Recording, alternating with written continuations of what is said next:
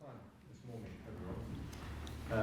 The idea here is that we have an opportunity, stimulated by Irving, your presence with us, primarily for the DSI advisory board meeting, which is tomorrow.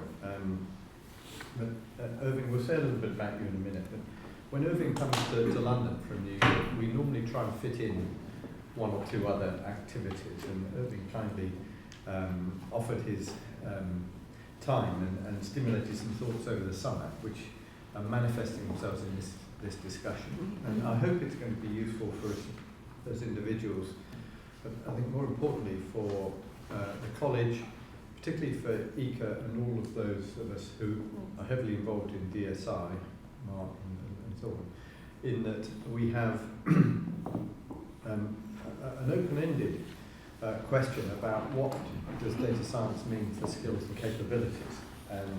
And this is the subject of today's discussion, and I don't believe anyone has an answer to this question. So if they thought they did, I think we'd have an argument with them, because this is a rapidly evolving area, and it's an area that we will find more and more important for the college, not just in computing and data science and business models in the business school.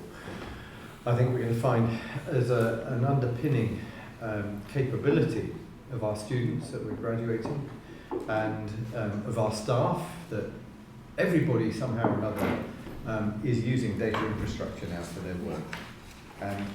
And then I think for our collaborators, those who are employing talent, clearly, but also the industrial partners who are coming here, starting to ask questions. How do we make sense of data, and what sort of people do we need to employ, and do you know the answers? So, typically Imperial would like to be a thought leader, and we have these attributes to lead in some ideas here, and we also need to watch this space. And I think the other question in my mind is not just about students that are today's undergraduates and possibly postgraduates, but that some of the questions we might want to think about are coming into all sorts of industries and reshaping employment. And we might need to be considering more about lifelong learning. What sort of skills can we help people gain later in their careers so that they can find fruitful work? And we've got thoughts about Internet of Things and machine learning and all of these things that might change and restructure employment. And what does a great institution, Imperial College, do to help people understand that, and perhaps even provide training and educational courses, executive education. So that is just some of the sort of context and some of the questions that we want to open up. And Irving, let me introduce you, and maybe we should also go around the table and introduce each other. Well, why don't we go around the table, and I'll introduce you at the end. So, Ika, and for the sake of people who might be joining us, and everyone's welcome to log in and watch and so on, to say a few words about yourself, please. Okay, yeah. I'm Ika Guo, Professor of Computer Science, but also the Director of Data Science Institute. So it's a college institute responsible for promote and organize data science research.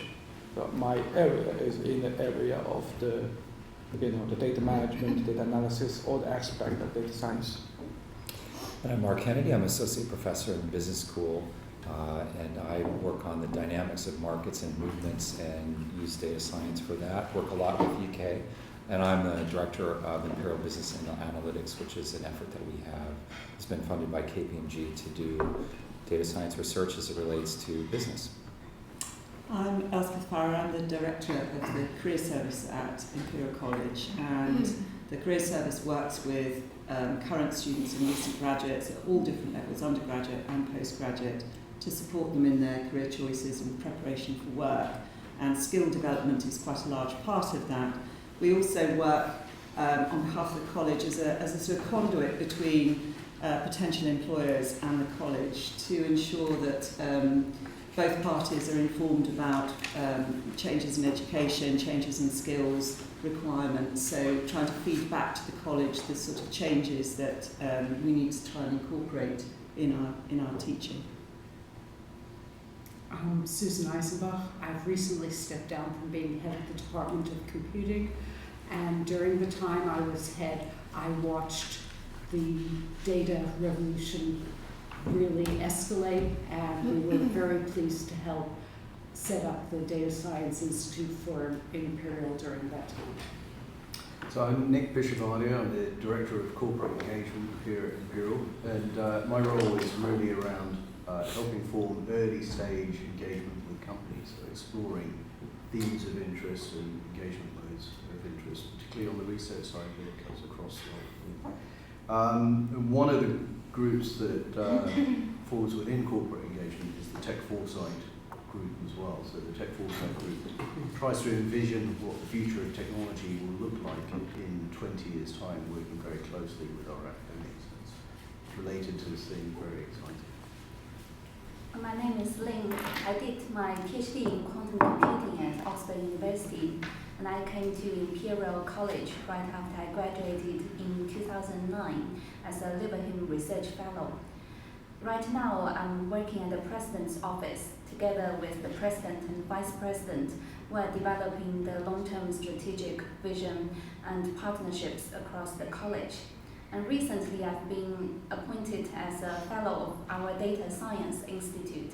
And next month, I'm speaking at the Royal Society on this very topic about data science and skills. Thank you, Ning. I'm David Gann, Vice President for Innovation at Imperial College. I'm Professor Alessandro Russo for the Department of Computing, and my work is in the area of symbolic machine learning and the various applications of symbolic machine learning in a different application domain. And I work a lot in collaborations also with IBM in the area of cognitive technology, and see actually how in the future cognitive technology will evolve into and what are the impact that this will have in various contexts. I'm also director of postgraduate research in the department, so I look after the PhD students in our department. So my presence here is also important from the point of view of the PhD student graduating and then moving towards the work, environment and what is expected from them to know. Thank you, Alessandro. And then Irving, we have you, and let me just say a few words of introduction. Some of us know you very well. You've had an incredible career and interest in how the digital economy has evolved, and I think Irving has been one of the central players in making it evolve, particularly in IBM. You're a physicist and a deep interest in systems and systems of systems. You brought the internet to life in IBM and worked through good times and bad times, helping to restructure and rebuild IBM from its engineering and science base after the 1990s. So, huge amount of experience there. I think I've watched you as an advisor of Citigroup, MasterCard, and I know you've been advisor to the Clinton administration previously on digital. So But wait, the only Clinton administration we've had so far. So far. I think one has to. Yeah. I don't mind having my fingers crossed. That we have a second Clinton administration. So it's wonderful to have you here with us. You spend time with our friends and colleagues at MIT in discussions. You bring a flavour of what's happening in the corridors there when you come to Imperial. I'm sure and I hope that you take a flavour of what we're doing back to MIT, so you're a good bridge for us in that regard as well. And it was really through conversations, last time we were talking, you were here earlier in the year, we were talking about these issues of capabilities and skills. What is a data scientist? Is it one type of capability or is it many? How do we start to educate people in the right way to think about becoming data scientists? And that's really the topic, as I said at the beginning. Would you like to make some comments to get us going and ask some questions as you're doing? Yeah, so let me start by making some very general comments. And there is no question that big data, analytics, and data science, they are very, very hot area. No question about that. Now, there is also no question that artificial intelligence has finally achieved the tipping point where it's taking off out there. And so let me just start by telling you how I think about these two fields. I think they are just part of the same spectrum. This is very important because otherwise you get very confused. What is it? It's data science, and here I hear about AI. Can you use machine learning in data science so that make it AI? Answer is that's not a good question. And there is a spectrum, and at what point we have crossed from the data science spectrum to the AI spectrum is totally in the mind of the beholder. The applications of one versus the other might be different, but for the most part, what is the key characteristic of both these fields is that they are leveraging gigantic amounts of data to understand what's going on, to make predictions about the future, and to build quote-unquote smart systems and smart machines. And the definition of smart is data-driven systems and machines. So they are all part of a spectrum, and I think that's very, very important. Now, in the discussions I had with David that led to us having this meeting, I was telling David that while there is this huge acceptance that these fields are truly taking off, data science, AI, robotics, and so on, there is also a big concern, which is what will be their impact on employment, on economies, and on societies. And that, now we could take the position that, well, look, this is Imperial College, we're a science school, we're a technology school, we're an engineering school. So you're raising a question for, I don't know, the London School of Economics to worry about, or I don't know if the LSB would worry about things like that. And let's say if I did the same at MIT, which I'm also affiliated with, we'd say, in MIT, we don't need to worry about that. We just keep inventing new things. Let the guys across the channels worry about things like that. And the reality is, it doesn't work that way. Because, well, if we do that, we may find the people across the river, or I don't know where the LSC is in relation. Same side. Same side of the river, but it's east of it. Yeah. We may find them framing the economic and societal consequences in ways we don't like. Just say across the park. There's one park or another in between. Yeah, that's true. So I thought it behooves us to, at the same time that we invent these incredible technologies and applications, that we also have to consider very seriously their impact on business, on the economy, on society, and just think through what should we do? How can we help? What government, business, academia panels we should be convening to look at that. And let me just quote from a very good report I recently read.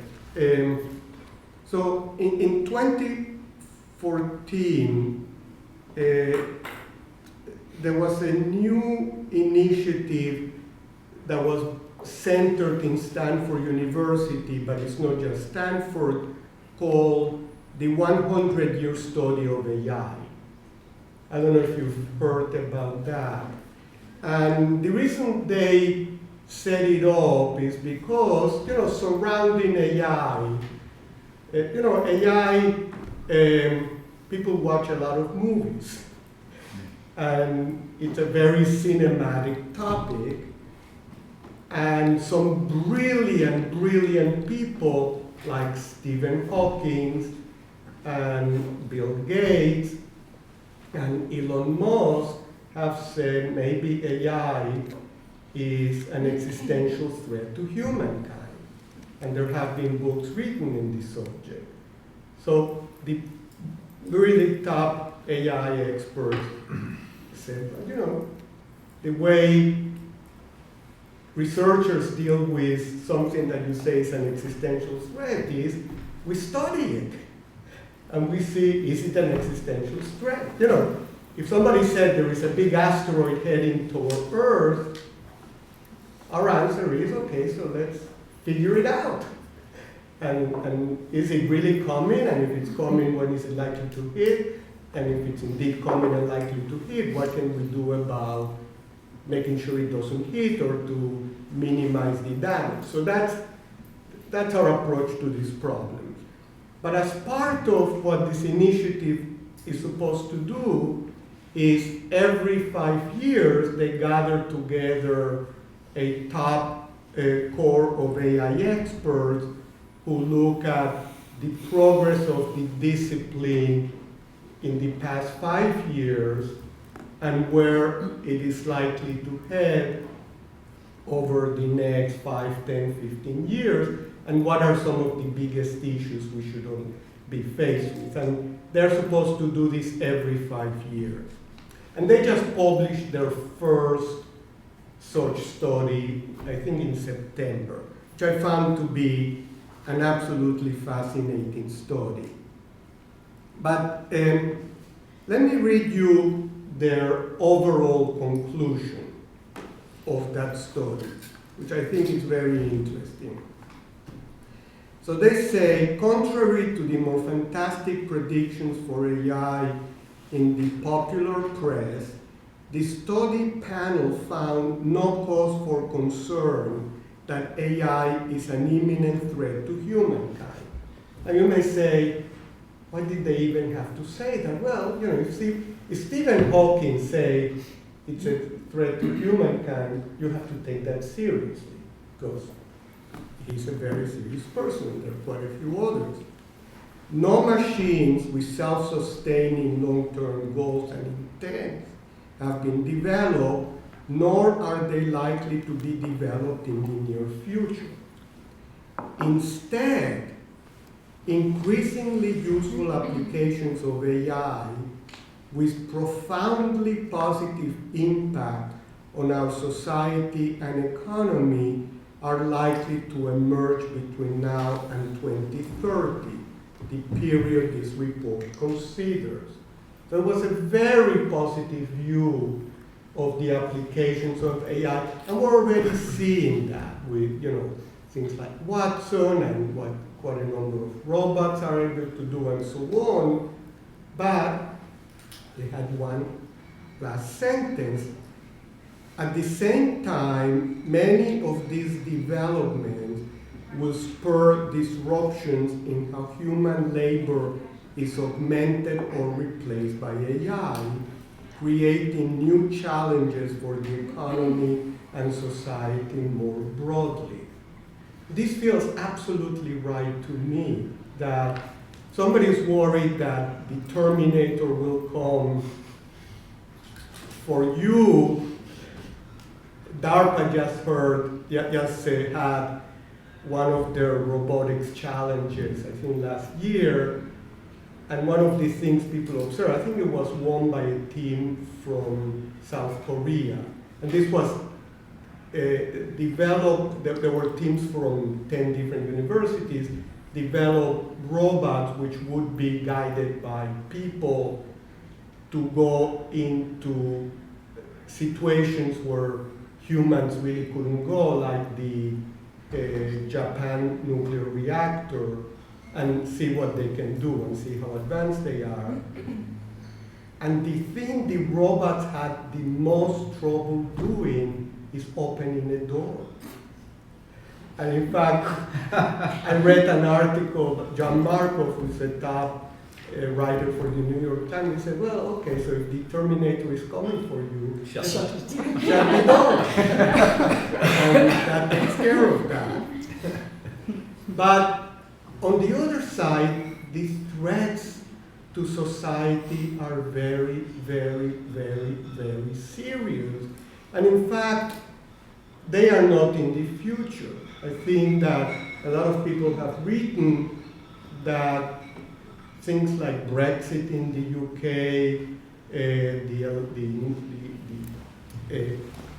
the fact that Donald Trump is a candidate in the US, and all kinds of political activities in Western Europe are manifestations of people feeling threatened enough about jobs now and in the future. And then they hear about all the, you're threatened about jobs in the future, you should visit Imperial College. And then, I don't know, we'll have to carry you out in a stretcher or something if you feel that way. But we have to be very sensitive about all this stuff. The more positive people, and I consider myself a techno-optimist in all this, would say there will be jobs, AI and technologies and data science will create many jobs, but it will require new skills. That's what people say. Yes, there will be jobs automated, but there will be jobs created. However, this is absolutely critical. It will require new skills. And if you don't have those skills, there is nothing you can do. So, let me just conclude with a historical context here. These discussions we're having here could have been had 4 or 5 different times over the last 200 years, starting with automating weaving machines in the beginning of the Industrial Revolution that led to the Luddites, which I'm sure you all here are familiar with. And as I read in some articles about that period, a couple of decades later, weaving had advanced to such a degree because of the machines, there were gazillion more jobs in the field based on weaving machines. And we could have had these discussions about the advent of railroads, electricity, cars, and on and on and on. And things turned out okay. It took several decades often, and did cause quite a bit of pain to the people left behind. Will this time be like in the past, or will this time be different? We don't know that. And so that's the question that David and I were talking about, that I wanted to share with you all, to see what do you all think, and what can Imperial College do as an educational institution to help address such questions? Thank you. Very good. I think that's given us some great food for thought. I mean, I'll just pitch in with a little embellishment on, will this time be similar broadly to these previous periods of restructuring of work and society and the economy? And I guess the one question about that is that in all previous periods of technological revolutions, they've had a strong physical manifestation. And they've disrupted geographically because of where raw materials were located, or resources were located, and where factories were built, and then when they ceased to be used. What we're talking about this time is a disruption that hits services and that it hits the digital world. And there's a question in our minds, I think, that that doesn't have such a strong physical, it affects the physical world deeply, but it doesn't have such a strong physical manifestation. And it could therefore be more broad sweeping, and perhaps even more broad sweeping more quickly, because digital stuff moves fast. So that, and who knows about that? Maybe we should talk to our academic friends in LSE and elsewhere who study some of these things, and maybe that's. Well, first of all, do they study these things? So they are, these things are things that you... I think we can get into, there are people looking at some of these questions in more detail perhaps than we have strong capabilities in Imperial, although people in the business school care deeply about looking at these consequences. And as we do as some of our scientists and sitting around the table. So let me just pause for a second and see if anyone wishes either to challenge or embellish or go on to another track from.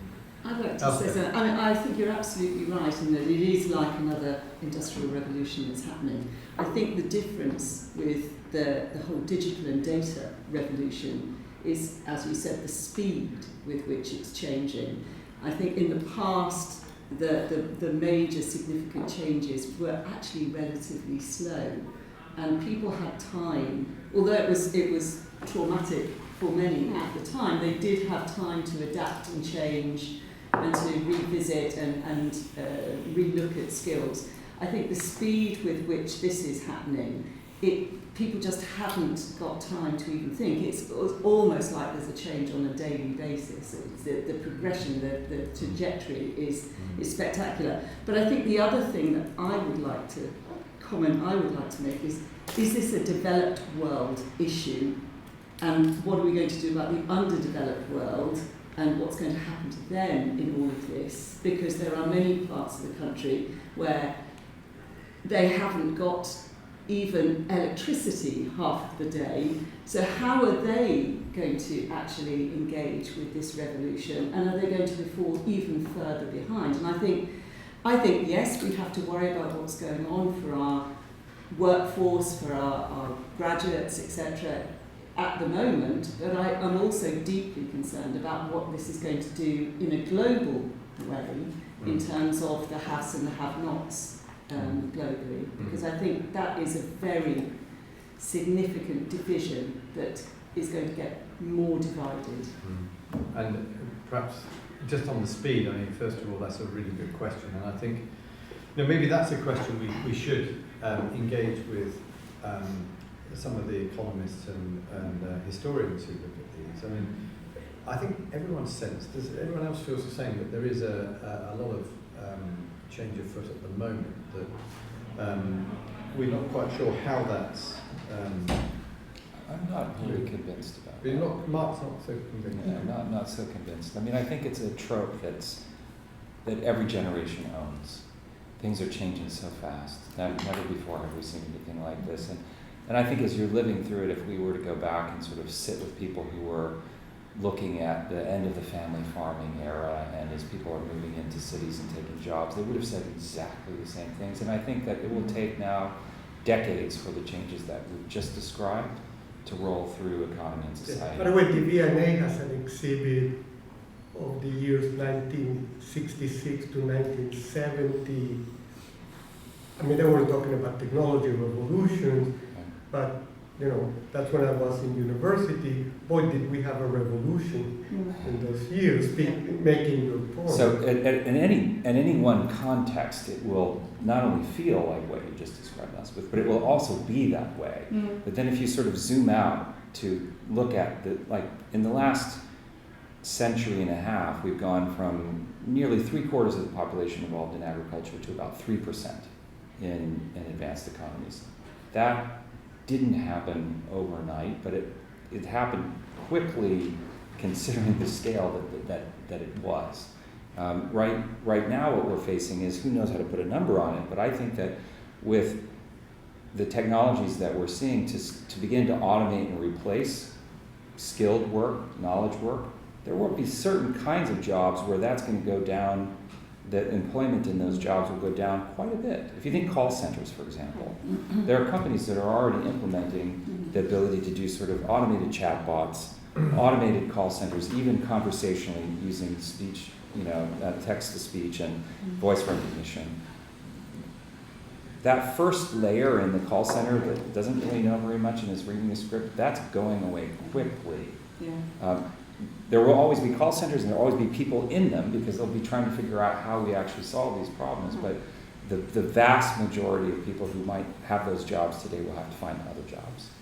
So some of those things will come quickly, but then to roll through the whole economy and go to the point where we go, well, we used to have this percentage of people in such and such a class of job and now they're no longer there. I think that's going to take 20 years or something like that. I guess one analogy or two that we sometimes draw. One is the railways.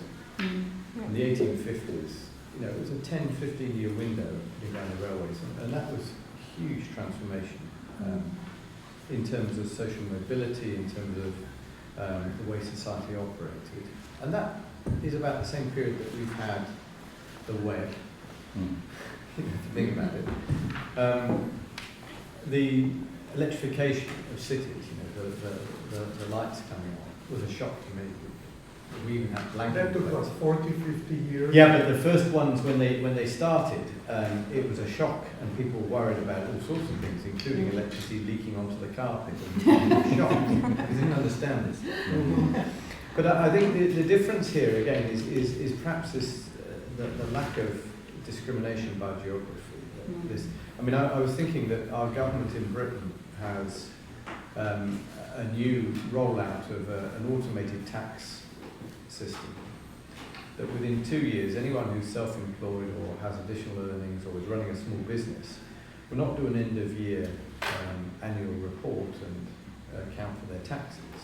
But there'll be an app that you'll scan in every invoice and receipt as you use it, and it goes into the cloud, and the cloud works out what your tax liability is on a rolling basis. And what does that mean for high street accountants? What does automated wills that you can go online mean for a high street solicitor? And it's those sort of jobs that may get Alessandro. Yeah, well, just to say, link it to what you're saying, I think, in my view, what is extremely important, in particular because of the pervasive nature of data and data analysis, automations and so on, is really the awareness of accountability. Right? So, and that I think is an important aspect linked with AI, right? So, people need to be aware that if there are automated systems or more smarter systems that support a certain type of task. So, if the task goes wrong or if something happens, who is made accountable for that? I think this is very important, and people are not really aware of that. They are not really thinking in these terms. They are more thinking about the beneficial economical impact that automation can bring.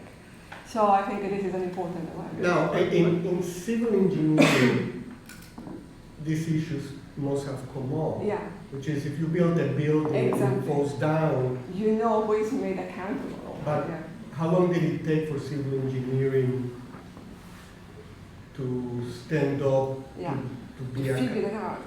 Well, the Gothic cathedrals in Britain in the 12th and 13th century, a few of them fell down. Yeah, but we didn't have civil engineering. We did, well, we had engineering and so on.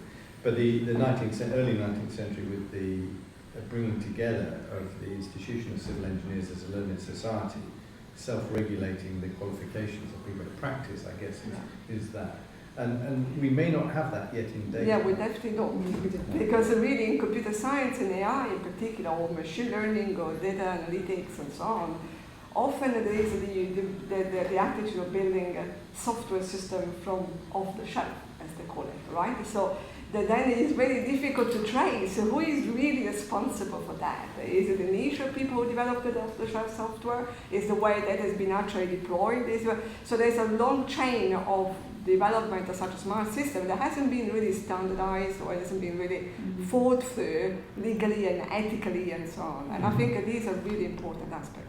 So I agree with that. I think there's a question of depth here in trusting systems. And it's a question of trust and accountability, trusting systems to come up with answers that you maybe don't understand. And how do you build trust into that system? I think certainly, coming back to the question of time, we're already seeing a lot of inquiries for companies under the banner of AI. The language has changed, even if the pace hasn't. And it's across the board. So we're seeing it from financial services through to legal services and doing. What kinds of things are they asking you? So it's around specific, what some people call weak AI or specific AI. It's around specific automated systems to do specific tasks. Now that could be on optimization and financial algorithms and arbitration. It could be predicting whether pieces of legislation will actually change into law. It could be around medicine and using big data to help live analytics in surgery. So they have specific applications at the moment. And I think the challenge there is how do you get people in employment to actually understand the language and what's going on when they're working. And do they, let's say, could you organize seminars for them here on those topics? Sure. Yeah. I think that's a very good question. That perhaps we can hold on to what can we do at Imperial for a few minutes and then say, because I'd like to come to that. No, I understand. Because I think it's important that we understand what is the role of a university in far more widely than providing our very good computer. But I was very happy to hear they're already coming to you to ask for that. Yeah. Sorry, Susan, did you? I was going to say something about provenance and security, which is the same as trust. And I think there's a complete lack of awareness and discussion about the fact that everything we do is visible and what the repercussions of that are. We hired a new academic who said with very little phone data he can tell you who you are. And I know that people growing up don't expect to be anonymous, but older people do. That's going to be a whole shift in culture where everybody knows everything. Everyone knows at 16 you really were drunk and did terrible things, and that will follow you. And I don't think we're thinking about the fact that the data stays forever, and that the data may be faulty. Okay, and I think on the trust thing there, I mean, if you look at how readily we all drive cars around and how many of us actually know how to maintain them or what's under the bonnet, and the general population is perfectly happy to put their trust in the people that have designed those cars, mostly, until you get the ones that are recalled. So I mean, I think that these systems, ways of working, I think they will evolve, and I think we won't understand them, but we will use them, because that's what's happened all along ever since the Industrial Revolution, really. I mean, before, when it was an agricultural economy, everybody understood, you dig the ground, you plant the food, and it grows, hopefully. Life's much more complex than that now. And individuals in the public domain can't understand everything that's going on. They But- have to trust. But people, this is very interesting. Society is trusting the engineers educated in mechanical engineering, Yeah. aeronautics, whatever, That's right. that they will design Yes. safe Yes. planes. Yes. So they are trusting Imperial Yeah. College Yeah. and similar institutions to educate engineers that would not let bad planes happen. Mm. Am I correct about I that? think it's broadly true, yeah. Mm. And if you say, well, so that will always be the case. Well, we are already seeing examples, I mean, I'm glad I'm here because otherwise I'd be home being bombarded with CNN and the election, and the election is rigged.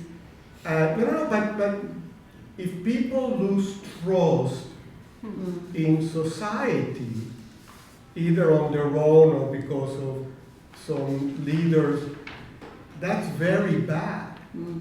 And it's fair to say that institutions like Imperial are at the heart of the trust on this complex So system. that in a way, the generic there is that we're a scientific institution, and the scientific method is to find evidence and figure out what that evidence is telling us. Yeah. I mean, I was going to ask Ika to say a few words about whether people trust what they see when they visit the Data Science Institute, because the other day you showed an amazing example. I hope you don't mind me saying this in with a live feed. Of a piece of work that looked at the tweeting for the referendum to leave the European Union. Yeah, Brexit. And there's a huge spike in the Twitter feeds when a Twitter bot started tweeting. Yeah. And how does the general public who is engaging in an argument for or against know when an automaton is engaging in the debate? Yeah. And how does that skew the outcome of a political process? And what does that mean in terms of public trust? I mean, you're leading the Data Science Institute again, and doing wonderful science to show us these things. How do you see that? Yeah, I think it's fascinating research field at the moment, right? That the machine actually can acting as a human and do a lot of funny things on the internet that you really don't know this is a machine. So, and tomorrow you will see, and we have some. You see already yesterday, right? Machine generated. You give it an image, machine generate a caption, which is absolutely accurate. You download any picture from Google, we generate a caption for you. It's really, you can put your picture in, we generate it. It's really like human. We did you yesterday. We did a David yesterday. It's actually quite nice. So you download a picture of David and generate a description of David. So a machine generated. So this kind of thing works, right? And now you have a big problem here, right? Now we generated. Now this is a true story. We generated Twitter for Trump, and come out and ask people put on the screen which one is Trump, which one is my machine, and everybody got it wrong. So actually, they think that sentence is more reasonable, like American president, actually generated by the machine. So, I mean, you see, this kind of thing, and I always have a problem with this Turing test, right? The Turing test is if you cannot really distinguish the machine and the human by ask question, and then you have intelligence. But now we have much worse than we beat Turing test in a big way because we already got a machine just better than human. So that is the problem issue, right? So, but as a scientist, I really don't care about social impact at the moment because I just want to beat a human. It's fun because if I generated more quotation better than Mark, I will feel very proud that I can publish paper, right? So, but that is definitely. On one hand, you got to talk a lot about the social impact, which is absolutely true. We have the issue here, right? If you look at the picture, which tomorrow you can see, there's a tweet box, huge impact when the thing come out, but it also very positive. because it do give you a very good predictive power. And you can see opinion immediately diverse. And the predictive power of the Brexit is actually increased because machine generates some controversial questions. So I really don't know, in a way of discuss about, what the social impact will be. But I do believe one thing, which is that the singleton point is coming. So machine will be a part of our human life very quickly. No matter you want it or you don't want it, you really don't have no clue. Yeah, but aren't they already? Yeah. We may be there. Yeah. We We're- carry our tracking devices. Yes. If we were required to have tracking devices, we would reject them, but we do it completely voluntarily. So Maybe what we need to be looking at is, when we go back to this idea of do we trust all of this, is that we have to be confident that we trust the technology, but we also have to be confident that we trust the ethics and the regulatory aspects around it. And maybe those are the developing jobs. I mean, jobs change all the time. The jobs that my graduates now are going into, the job titles are completely different to the ones 10 years ago, 5 years ago.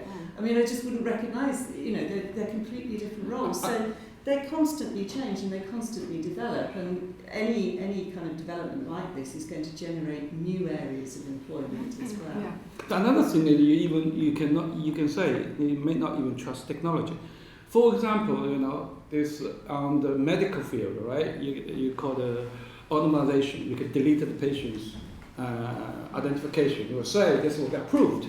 Now we just hired this lecturer from MIT, and he mathematically proved this nonsense. Because give me 4 points, I can identify you precisely who are you. No matter how you move the name or not, it's very easy to associate with you. So therefore, technology-wise, today, right, we did a medical ethics proof. It's very simple, right? You remove people's identifiers, and then it's approved. But so obfuscations of data. Yeah, machinery can easily make this completely wrong, and we can easily identify you. With your molecular profiles, with your movement, with the iPhone, it can easily do it. But that this is always the common competition between the technology development and the society's accommodation or tolerance or. So there's a lot of questions here. I'm feeling a little bit worried that we are in an excellent institution and have the luxury in some senses, and it's our job to work with these technologies, invent them, test them, play with them. And we just about collectively can start to understand what the consequences might be. But one of the worries I have is that there's an increasing gap between the sort of stories that we're sharing here and what everyday people in all sorts of jobs and lives will understand by this. And we have some responsibility, I think, to open up this type of discussion more widely and help people understand. I wish I could understand what was a Twitter bot or what was a real tweet. Okay. I was at a panel recently across the park, and there was a fellow there who We said, do collaborate quite well. Yeah. Put it on record, Carl. We enjoy working with you. And by the way, when I mentioned an institution across the river, I was very respectful of that. It's a very good. I'm going to be respectful of our good friends and colleagues across the park as well. So there was a gentleman who was at this event, and we were talking about the digital economy. And he says, actually, this is more properly called the deception economy. And I thought, that's a good one. Deception economy? Yes. And the reason being that in fact, this trust issue has become so much a taken for granted factor of life for many people that we don't really even know how to be suspicious of when we are providing the noose that's going to hang us. And there are some of us who think about this and are worried, but that's not most of us, I think, in the UK, or really around the world. So I think where this question of kind of public policy questions and kind of just solving the technical problems, and UK and I, we talk energetically about this a lot. Where those things come together for me is that particularly if you're thinking about something that you might call artificial intelligence in some way, there's some aspects of data science that are really about just coming up with new algorithms and statistics for doing something that's a mathematical problem that's really hard to do. And there's other aspects of this whole revolution that are fundamentally about either imitating, serving, or augmenting what people are looking for in some way. And you can't actually think about building such a system without it having a social impact. It becomes a part of society. This is what you were saying, right? Exactly. So it's almost like my colleague, used to be a person, but now I have this system that I work with that gives me a greater capability than what I had before. And I think increasingly we're going to have people working with tools that enhance their performance in some way, and we do tend to trust these things in really a very great extent. And I don't know. Presumably, we don't have any choice in that trust. I mean, I trust the electronic braking system in my car, and if I didn't trust it, well, what would I do? I wouldn't go in a car, in anyone's car, right? And you trust that the software engineers were trained at Imperial College and educated here, and that they knew how to engineer code properly, and that the brakes are going to work when you push the brake. But I think an analogy is, for example, in the early days of having fast-moving markets for securities, we didn't have the kinds of rules around clearinghouses that we have right now. We didn't have the regulatory bodies that we have now. Same kinds of things in medicine. Now we have bodies that come along, and they're mostly staffed by people who do the job to provide some sort of sense of, is this trustworthy? And without that, you are a little bit at the mercy that there will be people who will use the technology in ways that are much more like snake oil salesmen than would be, fair. But in all this discussion, one thing that's very interesting, and I wasn't thinking about it before, is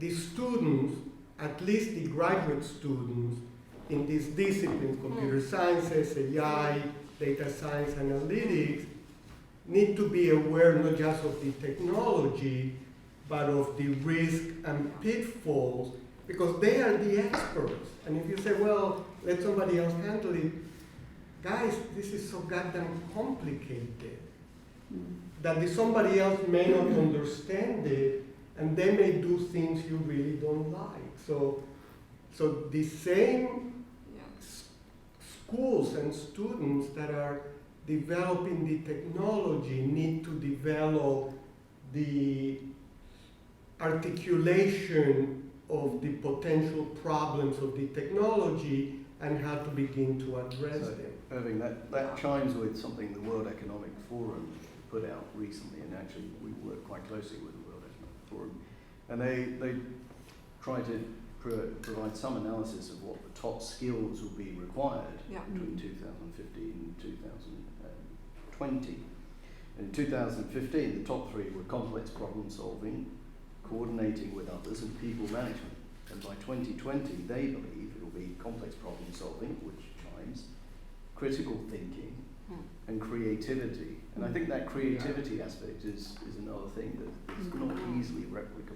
Absolutely. And I think in terms of the complex problem solving and the critical thinking in those areas, I think one of the things that we should be talking to our students about and embedding in what we do is also an understanding of the impact of the things that they're learning and the things that are being developed. Because you can't, I don't think, I am not the scientist and the engineer in the room.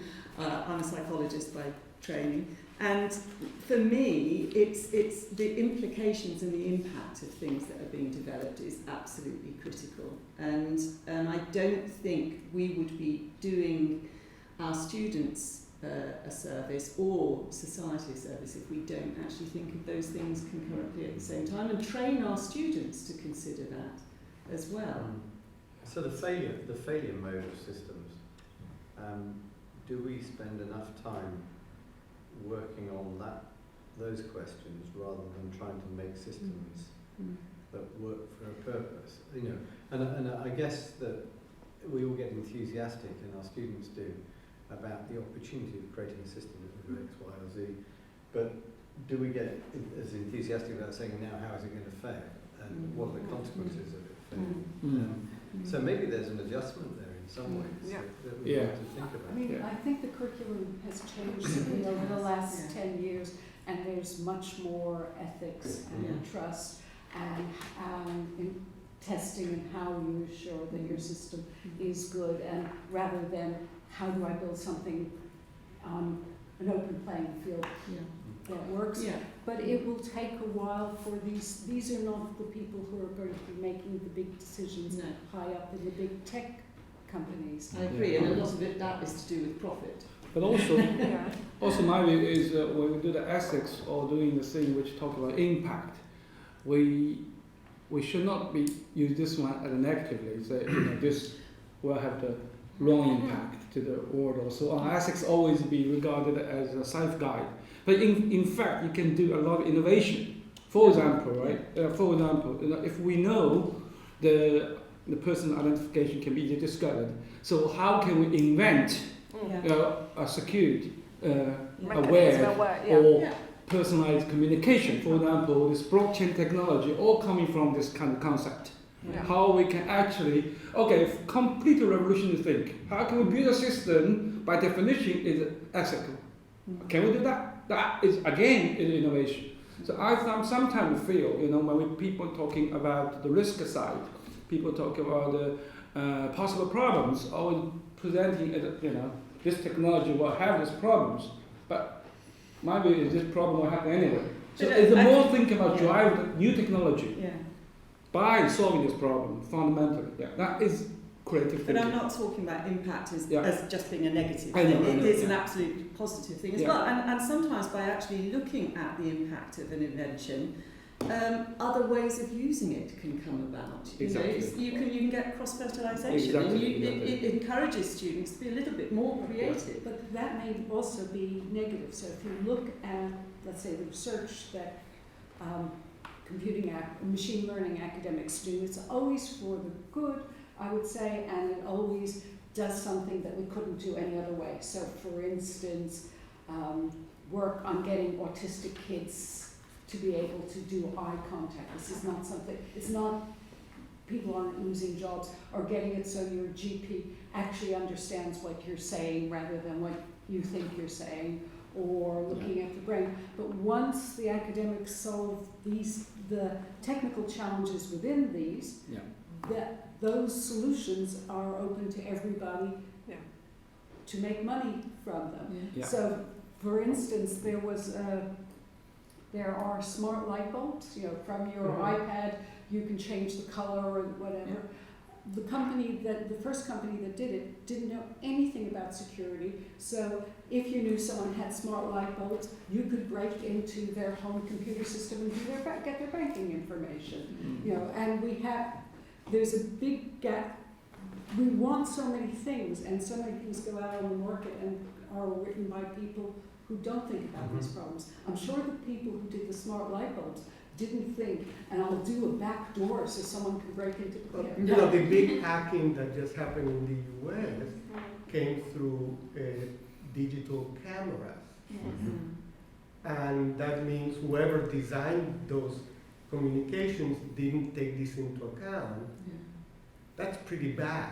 I mean, obviously, when I say pretty bad, it will happen. David, in the older engineering disciplines, again, civil, mechanical, etc., people always study potential failure modes. Am I correct?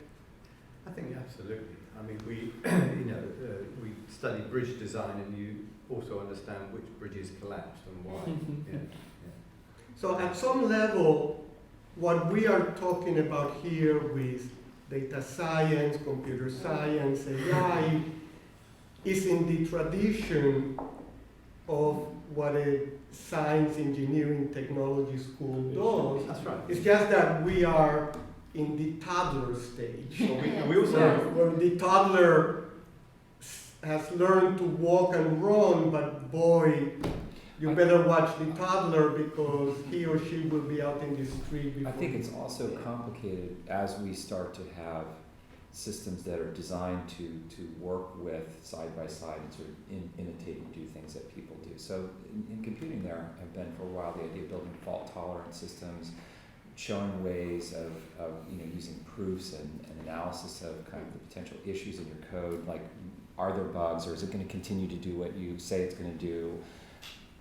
That's probably 30 years old, that sort of safety critical systems. So it's probably uncool by now, right? Yeah. So there has been that, but I think what that would usually be in the context of a very well designed module in a larger system that has a really clear API and inputs and outputs, and we know what it's supposed to do, and that's very different than this agile development world where I grab this from there and that from there, and the communities are building and it's all on GitHub and great and it goes fast and boom, there it is. So what we don't really have is the kind of professional societies that are coming along and in a way thinking about how that either leaves back doors of digital cameras or in fact shuts the doors that we want to shut. You know, I'm interested as you're saying that. So in the systems like reliable software system, remember those were systems that were carefully designed and programmed by people. Now we're talking about systems that learn through machine learning and through deep learning. This is a little closer than your teenage children being out in the world. God knows what they are learning. Yeah, and actually I want to say something on that. This is your area, right? Because my work is actually in a particular part of machine learning, which is a symbolic machine learning. And that really the essence of that is not just learning, but be able to explain what you have learned, right?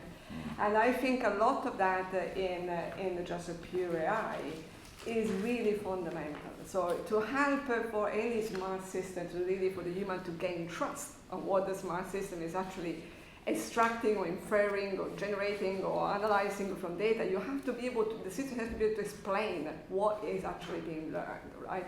And this interaction with human is fundamental. So I think really that our AI should be always accompanying. In my and how well do we do that today? Well, there's a lot of research in symbolic machine learning is taking up a lot. We're doing a lot of that work in a very state-of-the-art type algorithm in Imperial, in our department. And there's more and more an awareness of the relevance of a hybrid form of machine learning. So you have these kind of combinations of approaches and techniques which are specialized for certain tasks. So where a certain level of really, if you like, machinery or large data can be done statistically, integrated, but then integrated. But then explanation of what has been learned has to be always the next step, the next in the pipeline, if you like, right, of the machine learning. I think that is also fundamental. So this is all amazing stuff to me, and you know, there's so much we need to learn here across each other's disciplines. Absolutely, what's going on. Yeah. I have a sense we ought to be just thinking of closing out on some of these conversations before we go to the question, what more should Imperial be doing? Let's just think 10, 15 years ahead and try and make one or two statements either about what skills or capabilities will be there or what machines will be doing with each other. Ling, maybe I'll ask you. We both know a friend who is bringing up their robot child. Yes. And do you think in 15 years' time that robot child, who is at university today, I think, will be mature enough to get married? that was actually the question I asked. Yes, our friend who's a partner of Ambrosetti, one of Europe's leading think tank. And the first time when I met him, he was saying his robot child is in university, and I said, "Oh, does he have a girlfriend?" And when we went to Maya, one of our computing colleagues' lab, and David was fascinated by the robot child, and I was thinking, perhaps David could adopt one too, and then maybe both their robot childs could be friends, which might lead to other ethics issues. But separately, I'd like to quote some data in relation to digital skills, if that's Please. okay. Yeah, so this is from TechNation 2016. It's a national survey done by Tech City UK and Nesta, and it's reporting that actually it's really great news for digital talents, because the job growth rate in digital tech economy is 2.8 times faster than the rest of the economy. And there are 1.6 million jobs needed in the industry. And something might need us universities to think more is also from the same report. So it interviewed many businesses and companies and asked, where are your digital talents, or what's their source of skills? And at the very top, the source of skills is self-taught, and that's over 60%. And at the very bottom, it's UK universities, that's 15%, which makes us think, are universities doing enough? And what can we do more to bridge that gap? Good question. So let's see if we just have a rapid fire sort of view on this. Ike, are you in data sciences having enough people come through on courses and so on yet, or should we be doing more? Yeah, I think it's a really right question. Think about your question about 15 years. I think in 15 years I will retire, but that's for sure. But I think. Do you think so? Oh, According to the. Stop the broadcast. Yeah, we're not going to allow you to retire. So yeah, if you think about it, this one is probably not, because it's 70. So maybe by the time technology allow me to work along. But anyway, my son will be a medical doctor. He's learning medical doctors. Now I was thinking, what his job will be 17 or 15 years later, and he will be a data scientist. Must be, because the medical doctor, he learns surgery. It will be surgery robotics, right? It's not done by human anymore. And you will have an eye knife to operate, to understand the tissue you cut. And all the things you will operate is what we research today, right? So, and you think about it, what he will be, I was thinking when David asked this question, he will be a data scientist. So my view is, probably, in 15 years' time, we don't have this kind of concept of digital economy anymore, because there's no economy non-digital. I mean, it's just done. So, but I think that will be 15 years, about right. So therefore, Imperial have some research on, you can use the personal slip data to buy food. So everything at the end of the day, you will be completely driven by the data revolution, everything. So that will be, I think, in 15 years' time. So how the DSI help to prepare our future generation? I mean, I have personal interest how to prepare my son. My son will be in Imperial College. So, and then that is a serious job, right? How I'm going to educate this gentleman to be useful in 50 years' time. But what I was thinking DSI should really do is really, not thinking data science education is one departmental job, like a computer scientist. So we create the data scientist or data scientist researcher. But what we really need, and we have equipped all our scientists to be a data scientist. That is a hard job, right? And you should then make this one be pervasive, and then basically make this one like learning English. So this is something we have to start to do. Otherwise, you will have the big problems here now. Is our young generation probably know a lot of domain knowledge, but without sophistication about how to play with data. Yeah. The more they know how to play, they will do their job better. That's my view. Yeah, that's very good. Very good. Mark, anything to? Yeah, I would add to that about this idea that people are increasingly self-taught, that we should just get into that business. The more that we make it easy for people to do that, the more that we don't require them to come and spend, several years and a lot of money, that will come back to us in so many ways. It's fantastic. I mean, to me, that for us to be nervous about that would be like, the movie distribution companies being worried about video. It's just ridiculous. So the more that we open up and make this stuff easy, the more we're going to achieve this goal of making it something that's like learning to spell. You know, so that just has to be what we do. And actually, as a kid, I wrote software before I went to university and eventually went that direction career-wise. But I learned it at home, you know, just with books. So people who are motivated, if we make these tools accessible, it's going to be a boom for us, no question about it. Anything to add, Elspeth? Yes, I already know that we have a desperate shortage of talent in this area because at least 60% of the opportunities that come into Imperial for Imperial graduates are all to do with the digital economy, the data science, technology. And we don't have enough students to fill those already, and that's at an institution like Imperial. So there is a shortage, and somehow we've got to address that shortage. How we do it, I'm not quite sure, and how we do it quickly, I'm not quite sure. However, going forward in the next 10, 15 years, I think there will be jobs that disappear, and that's in the nature of things. That has always happened. You know, people, typesetters in printing disappeared when computers were introduced. So things will change and jobs will go, but I think there will be a whole range of new jobs that will develop. I think we have to consider really seriously what the skills are going to be for those new jobs. I think there will be roles for the technical experts, but I think there will definitely be roles for the human expert as well.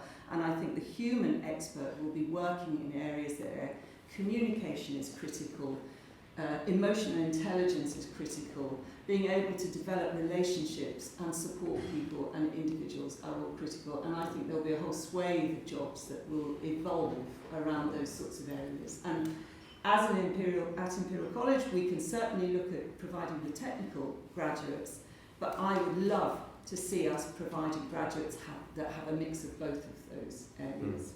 Very good. So it's true that most people learn outside, but there's a huge demand for people to come in here. In the last 5 years, every year we've had between 20 and 25% more applicants for our courses than the previous year. I asked how things were going this year. We're 69% up from last year. Last year we were running at about 12 to 1. So 12 to 1? Yes. 12 people for apply every... for each place on both our undergraduate and our master's In computer science? In computer science. Machine learning, it's higher than... Our machine learning master's has higher than that. And let me ask you, AI is always in computer sciences? Yes. So it's computer science and AI? Yes.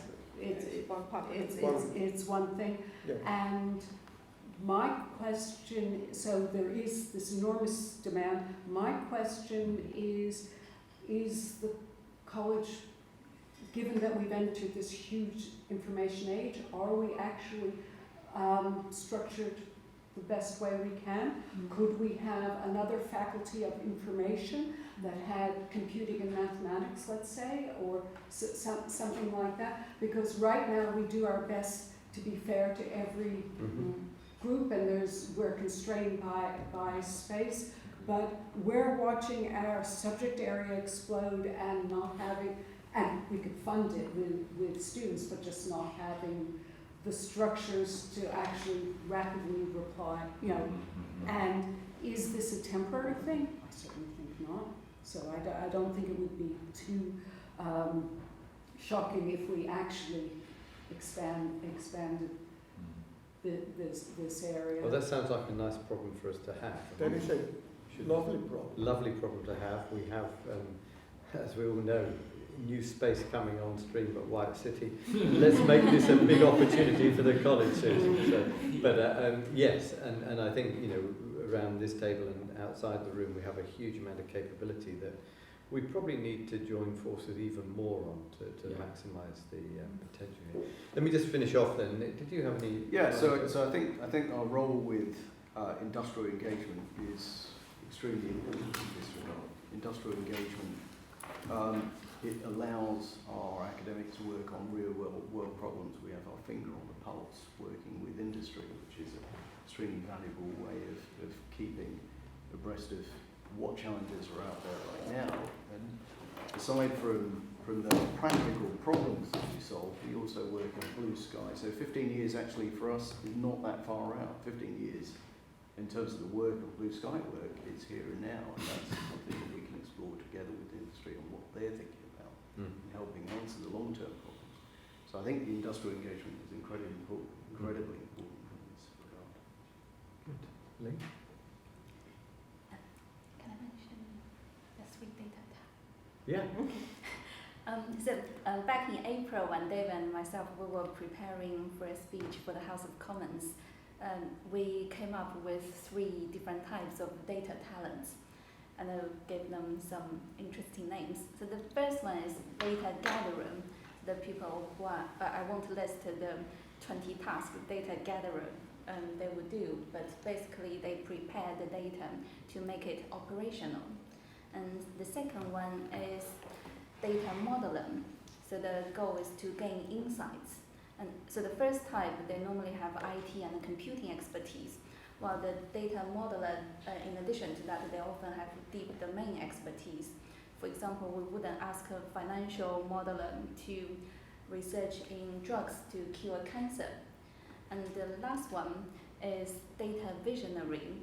So they are a mixture of domain expertise and the data entrepreneurs. So underlying all 3 of them, we think communication is key. So because we not only we need deep technical expertise, we also need the people to communicate this in their companies, to the boardroom, to the people in suits. So I wonder in 10 years' time, perhaps half of these talents or jobs, they are replaced by robots, or we can't really distinguish which ones will perform by human beings and which ones are performed by robots. This is, yeah. And I think these categories, you know, we still, again, it's to Irving's point, how long did it take to professionalise civil engineering? How long will it take to get some common agreements around these different buckets of capabilities, and how do we shape those? Alessandro, let me just ask you. I want just to add something that Yiki said. It's true, I completely share the fact that there's nothing we can do in terms of accepting data science is going to be everywhere, really completely pervasive. But our responsibility is the best data scientist is somebody who can be very critical of the data analysis results.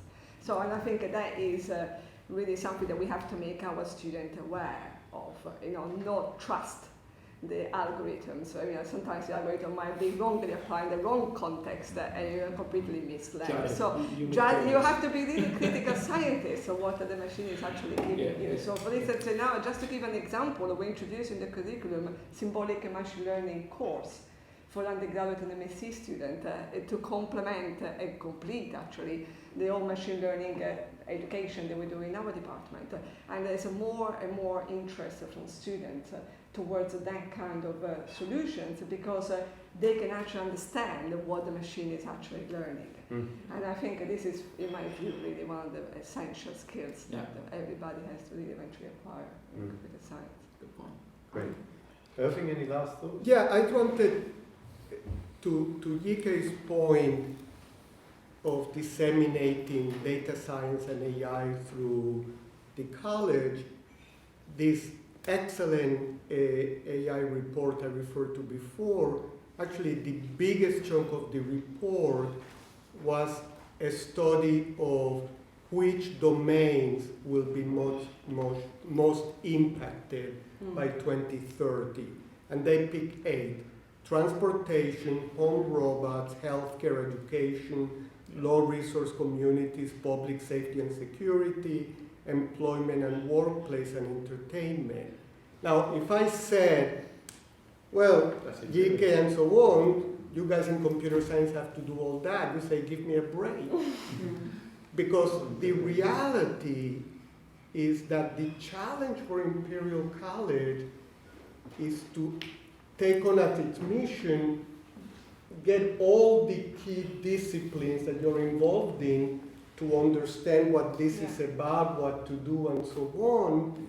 And then you don't have a choice but to educate government. Somebody has to educate them. May as well be the people who understand the technology, because I'm sure there'll be people trying to educate them who don't. This is actually a gigantic opportunity. And it's a real need. Yeah. Yeah. Yeah. But it's gigantic, and I was delighted to hear companies are already coming Yeah. here, and some of you may say we're not ready. Wait a second, compared to whom? So you may feel, you're in the 10 minutes of the game, but if everybody else is in the 7th minute, you are enough ahead of the game. And we will learn so much by having the companies come here. Absolutely. It's about a collaborative dialogue. So the outreach to companies properly positioned feels extremely important.